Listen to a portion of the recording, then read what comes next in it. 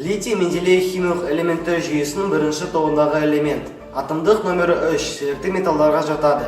Табиғатта литийдің екі тұрақты изотопы бар. Оны алғаш рет 1817 жылы шведтік химик Арфведсон тапқан. Литий аккумулятор және батарея өндірісінде тұрақты қолданыста.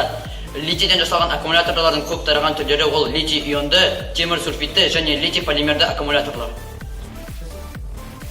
Қазіргі кезде литий ионды аккумулятор көп таралған. Литий ионды аккумуляторды ұзақ уақыттар бойы телефондарда, фотоаппараттарда және ноутбуктерде қолдануға болады. Көп литий сүт тағамдарында, қызанақта, картопта, ұмытпажатын жұмыртқада кездеседі.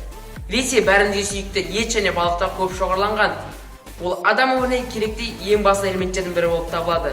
Ол аз болғанымен жеткіліксіз болса, адам күрделі ауруларға ұшырайды. Литиймен көптеген эксперименттер жасауға болады.